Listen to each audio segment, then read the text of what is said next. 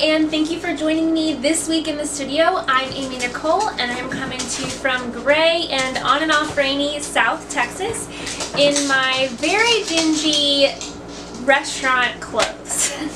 I don't know how many of you know, but my day job is my husband and I own a restaurant here in town. It's a barbecue restaurant. We're in a very, very small town in South Texas, and things are a little crazy today, so I am in and out of the restaurant, but I still wanted to make sure I said hi to you guys and let y'all know what was going on around these parts, especially since last week I did not do a This Week in the Studio video. So first up this week, mainly what's going on here is again that freelance work that I do for the Sonnet Baby and Child children's line. I'm doing a lot of piecework for them. Very, very busy time of year. I'll probably be working on stuff for her through December, early December. So that's the main bulk of what's happening around here, but I have been able to squeeze in some other little things. Notably, I started on my Morningside dress. This is a French Navy Now pattern, and this fabric is from Style Maker Fabrics, who, if you saw my video last week, I did the fall blog tour for them with the toaster sweater and the calier pants. Same shop, love them. This was my first experience getting fabric from her. I won a gift card on an Instagram challenge. So I got a bundle of fabrics, and this was one of them. It's a beautiful, lightweight, super soft linen, and it has this sort of crosshatch navy pattern in it. I just love it. I knew it had to be a shirt dress. Forever I was thinking about doing the cali, but something, I don't know, I was hesitating on it for some reason. I was going to hack a Big 4 pattern that I had to kind of look like the cali, and then French Navy came out with their Morningside dress, and I just knew that that was going to be the dress for me.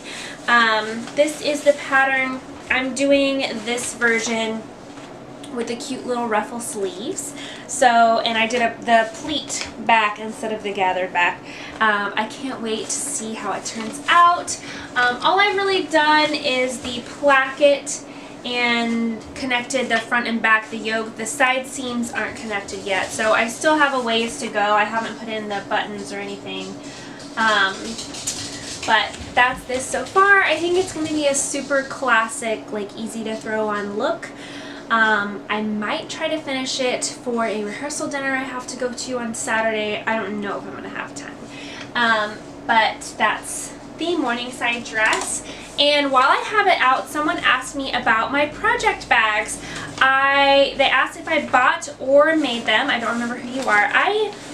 Both. I made and bought these. I bought the little canvas bag, and they are from the brand is Simple Ecology. I believe I found them on Amazon, and it was a pack of 6, I believe. And then I had this vinyl, this clear vinyl left over from another project, and I just cut a window out with pinking shears, nothing fancy, and zigzagged a piece of vinyl so I can see, as they're all hanging up here, I can easily see what's inside and access it. So that's my project bags. I do have a tutorial for these on my blog, I think, or at least I talked about it. I'll link to that below, so you guys can see what's going on with those. I am still taking in alterations. I don't have a lot of time for it, but I am, so I'm doing them on a limited basis. I'm not taking on anything that has a super quick deadline, but I'm the only person in town that does alterations, so I feel like I can't say no. So regardless of how busy I am. So I do have a dress that needs hemmed for a wedding. This one did have a deadline, but it's just a quick hem, no taking in or anything. So I am going to knock that out this week. I have a bunch of other random pants that need hemming and buttons that need replacing that people bring me, those don't really have deadlines, so they're just kind of simmering on the pile as I work through my big baby clothes order. If I find myself ahead of schedule, I can sneak those in as I am working. Another fun, I have 3 fun new things. One's a fabric haul. So this was in my Instagram stories yesterday, today, depending on when this goes up. This is a beautiful sweatshirt fleece from D&H Fabrics Co. She posted these on her Instagram and I loved them, and she was so kind to reach out and send me some.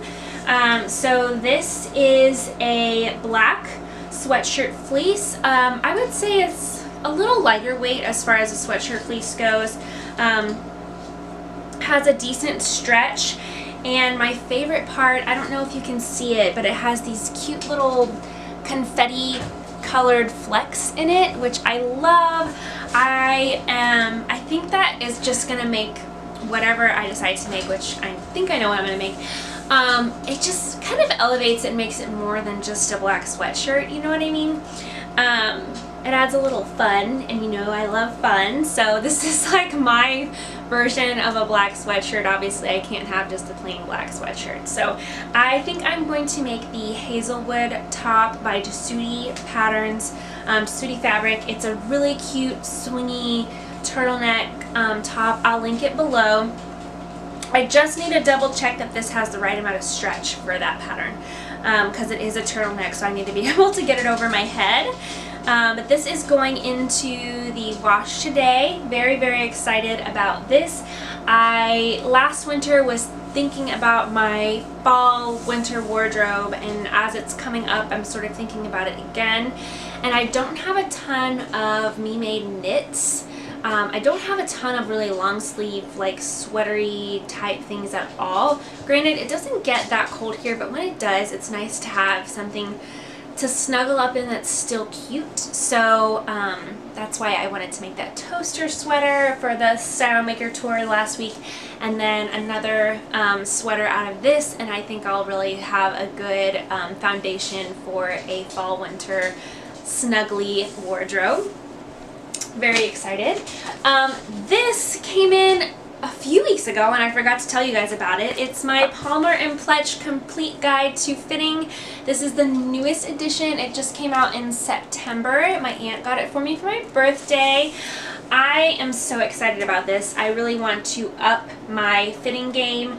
The basis for this book is based on a tissue fitting method, which I don't do. I probably won't do. I don't sew with a lot of big 4 patterns, and I'm just notoriously bad at not muslining or tissue fitting anything. But I plan to use this as a guide during my pattern testing process to really help me understand, as fit issues come up, where exactly things need to be changed and edited, and also just in my personal sewing practice. As far as things not quite fitting right, I decided that I think I need to make a narrow shoulder adjustment to my Ogden cami because the straps are always falling off.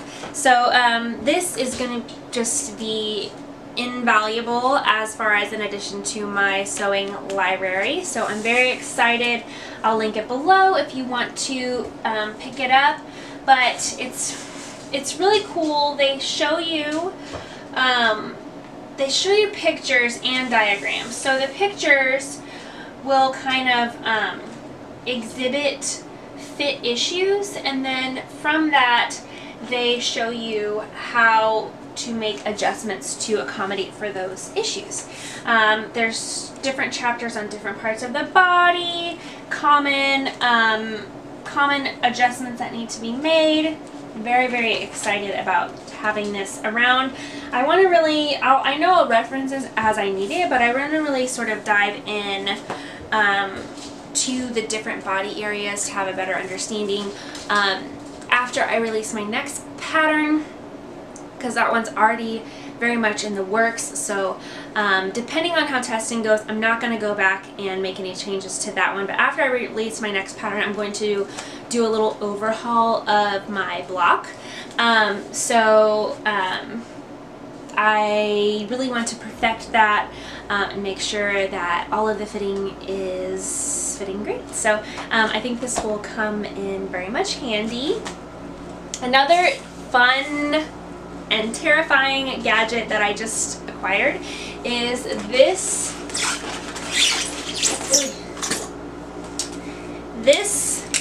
electric rotary cutter.